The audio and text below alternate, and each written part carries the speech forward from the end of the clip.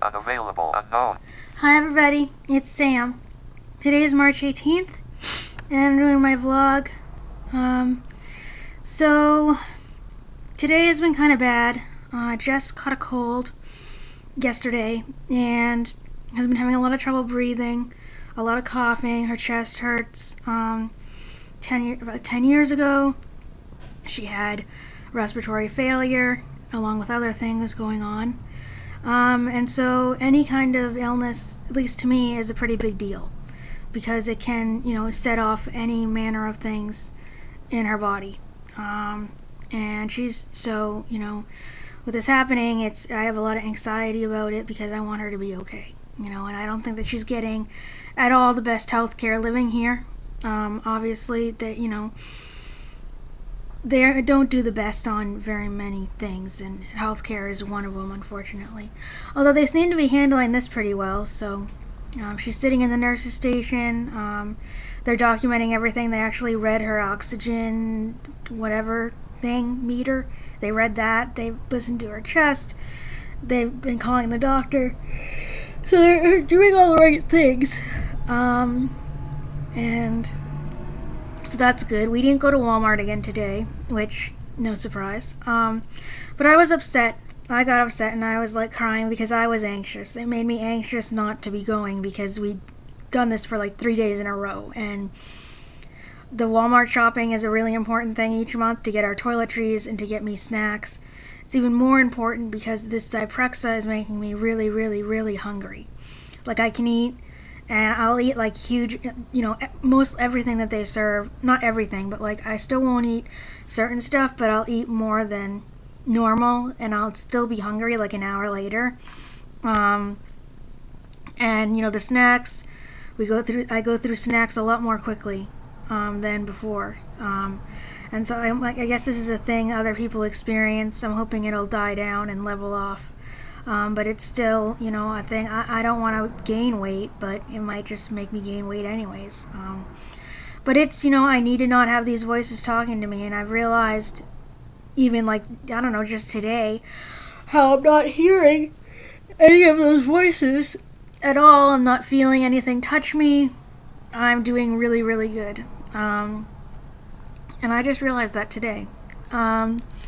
So that's good on the one hand. On the other hand, I just need, I need food. And there isn't usually a lot of food, but they do keep stuff in the kitchen. Sandwiches, which I don't eat. Yogurt, which I don't eat. I tried it yesterday. I gagged. I would only eat a peanut butter sandwich, but I don't think they have that because people are allergic to peanuts here. But they can put food aside, a snack, fruit, things like that to go along with my actual other snack. And so then I can save snacks in my room, which you're not supposed to do, but as long as it's in a package. So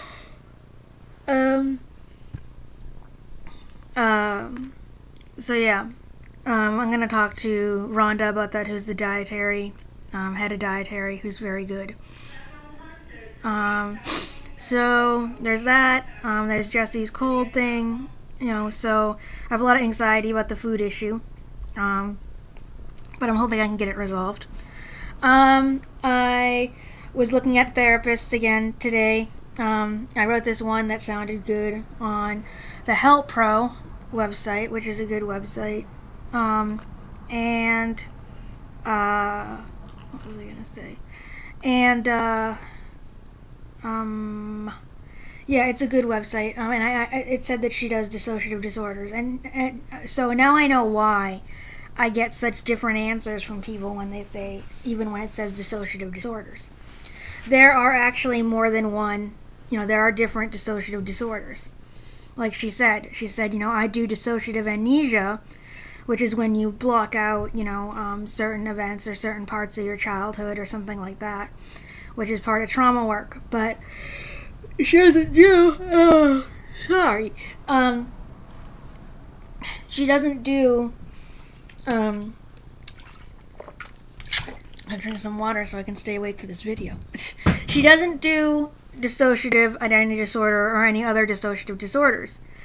which makes sense, because I was looking up, I don't know how I looked this up, but I think I typed in dissociative disorders for like the millionth time, and somehow it came up of that there is this dissociative depersonalization disorder, which is when you feel detached from your body, like when I feel like my hands are detached from my body, or someone else is controlling my hands, things like someone else is controlling my face, things like that. And so that reminded me of that. And then it was talking about the sensory things, that your hearing, your touch, everything is either and they even use the words like way too clear, way too sharp, or, muted and shut down. And that's exactly what was going on with me, for all those months. And it even said, people feel like they have brain damage. And that's how I felt. So I was like, I can't believe this. Over a year later, I find the name of what this was by myself. It's just, this shouldn't be this way. I mean, I'm living in a mental health facility. This should not be this way. I should not be having to find stuff out on the internet. So I just couldn't believe it, and I was like, wow. So now I know that there is this other dissociative disorders, and then of course there's that other specified dissociative disorder thing, which is, as far as I know, when you have various symptoms of either of the disorders and you can't meet one diagnostic category, which seems to be what I would probably have, although I don't know. But the bottom line is, well, anyway, before I say that, I was, so I wrote that with this one therapist, and she said that she only did the dissociative amnesia. And then I called Trilogy, and I asked about the intake, and she says, oh yeah, we have therapists that we don't have a specialized therapist, but we have worked with dissociative identity disorder before. I'm like, really? And I was just so stunned. I was like, I wasn't even thinking. I'm like, can I meet this client? She's like, well, confidentiality would prevent that, but I understand how happy you would be to you might be able to see him in a group, who knows, whatever.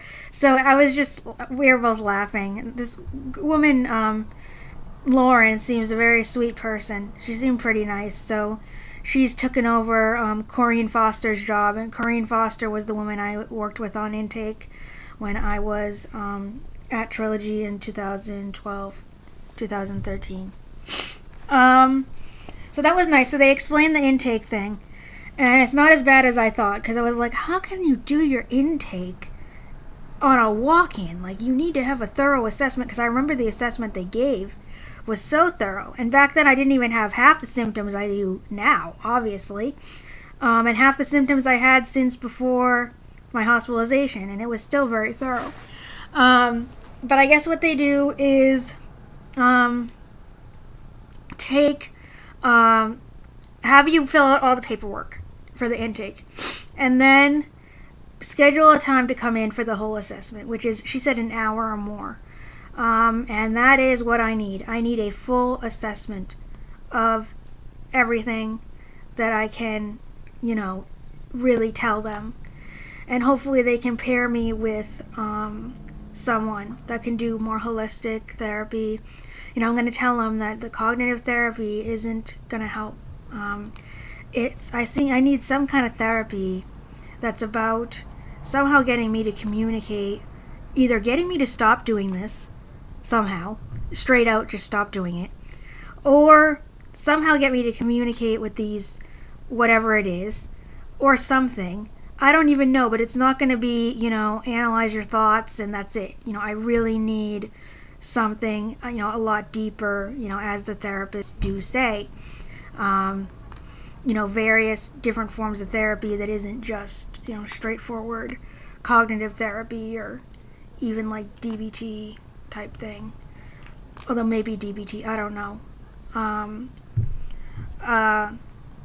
Yeah. I mean, I've heard of that internal family systems therapy, and maybe that would be helpful. Cleary said that even if I got DBT or psychodynamics, whatever it is, that would be good, but then again, he doesn't think I have anything beyond anxiety and depression, which is the most stupid analysis I have ever thought of this situation. That he doesn't think, he thinks I have just anxiety and depression. It is not just anxiety and depression. And I do believe it is the psychosis. I think it is. I think they're two separate issues. I can hear the voices of these outside, whatever they are, around me, touching me. I don't hear the Honey and Amber people. I don't really hear them. Sometimes I would hear Honey singing in my head, but that's about it. Like, I don't really hear them in my head as much. And I don't feel them. Well, I have felt them touching me, and I've had blackouts where I felt detached. But it just feels different than the other psychosis. Like, those voices don't, I should say they don't take over. I don't think. I don't know. It's a really fine line, and I feel like the two overlap. So I will be telling them that. I mean, a lot of this is going to be me saying I'm not sure. I don't know. I don't know. I know that the antipsychotic is helping. And I'm not getting so much external stuff coming at me. Although I do still have the blacking out, and I do still have, tonight was a really hard thing that I was talking to my dad about things on the phone, because I called my mom for the millionth time, and my dad answered the phone. I guess she was in the shower. And I was talking to him, and the last thing I remember was we were talking about how I'm doing, and I was talking about that. I send them all the information that I can on this disorder. And so, they can tell what's going on. And Mom watching that Many Sides of Jane show, or even the preview, really gave her a understanding of it, that she could tell it wasn't just me talking about this. It was more than that, And so she seemed to understand it. And I had sent Dad all this information. And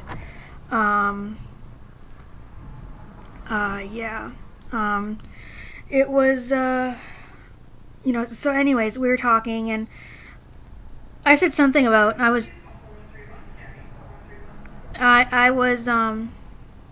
saying,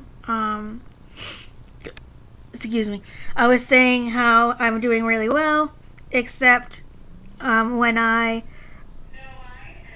go on Facebook and say I'm 5 years old. And I remember my dad saying, like, why would you want to do that? And then I remember him saying, Sam, if you don't talk to me as Sam, I'm going to hang up this phone. And I was like, oh no, like, what the hell happened? Well, apparently, all I can think of is that Amber and Honey came out and talked to him. And I have no idea what they said, And he was saying, like, you can control this and everything else. And I'm like, I'm sorry. Like, I don't know what to do, This isn't a game. This is horribly serious. And, we finished the conversation, and then I called him back later. He's like, I thought you wouldn't talk to me again. I'm like, I know. I said, I thought you wouldn't talk to me again. So we, made up, and he said, I shouldn't have said that. I said, did Mom explain it to you? And he says, oh, Chrissy yelled at me. So I was like, oh, okay. And I can picture her doing that. I was like, thanks for saving my butt. I called her back, because it's a hard thing. And I'm hoping to hell that I can get in there with a therapist and understand what the heck is going on. And, figure it out and tell me how to stop this. That's what I want to know. And I'm not getting any answers. I don't know of any trauma that could have caused this on a physical level. And I will explain about the spiritual aspects, but I'm not sure how they're going to take that. And I want to know their take on it, not the spiritual take. I want to know their take and go with their explanation. Because that's what's going to get me out of this. I think the spiritual aspects was almost encouraging me to be in a state of, open to whatever these outside influences were, connecting, even the positive ones was still, an outside influence, and everything else like that. I want to just have a normal functioning head and and just be me, be the person I was before all this happened, with the experience of having the experiences. I mean, having those experiences with my friends on the spiritual level is not something I'd ever, think was necessarily bad in and of itself. What bothered me was when that ended up not being a solution I could continue to live with, because the stuff that was happening that we were trying to get rid of, and make me stronger to withstand, we did that got rid of it, we thought, and then this stuff kept coming. I kept hearing the voices. I kept having blackouts every so often. And it wasn't going away, and that's what bothered me. And my friends were like, well, you need to learn to ground. You need to just ignore it. And I said no. I said I can't just sit and ignore all this stuff. I need to have I need peace in my head. And so I got peace in my head by, going on this medicine, which I knew I needed a year ago. But you had to say the right words to him at the right time when his dogs are looking at him. I don't know. He is a weird guy, but at least he's not Patel. I couldn't imagine what Patel would do with me. Stick me in St. Mary's every so often where they do nothing. So anyways, that really bugged me. And basically what I'm going to say to Trilogy people is, look, I have been doing so well in my life. And then, this panic attack hit. It felt like I was being attacked from the outside in. It totally, turned upside down my head, turned upside down my body. And it's been a up and down roller coaster ever since. And nobody has helped. And everyone has said, we can't help you. We can't help you. We can't help you.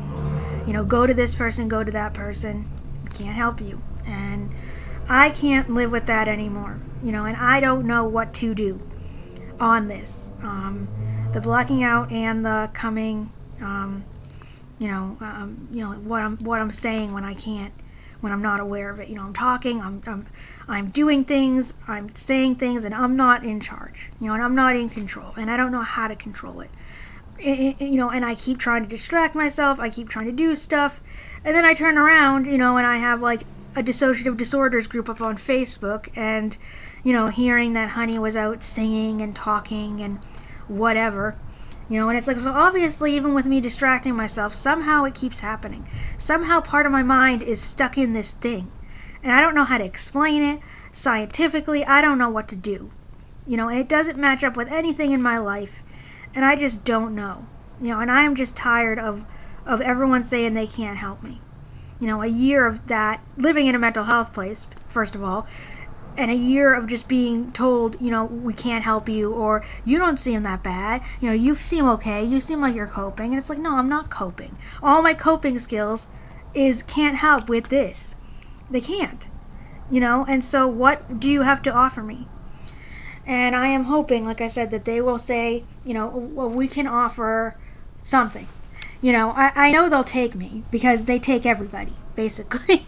They have a lot of services. They have, groups. They have different things. And so I know they'll take me. It's just a question of what they can provide. And they have case management, so if they can't do therapy, I'm going to make sure that I get a case manager, at least to help me really find somebody.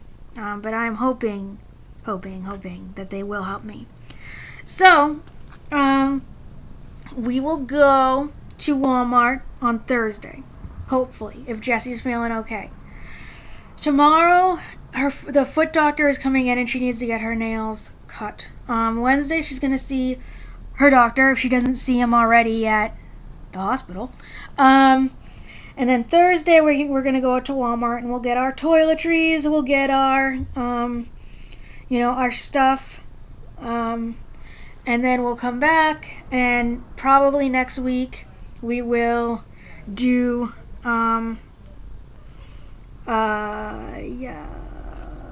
we will do going to Trilogy. Or the week after, whenever, because it's getting close to the end of the month anyways.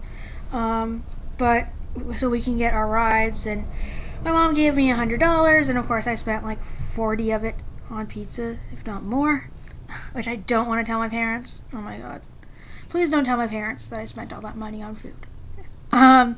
Anyways, so yeah.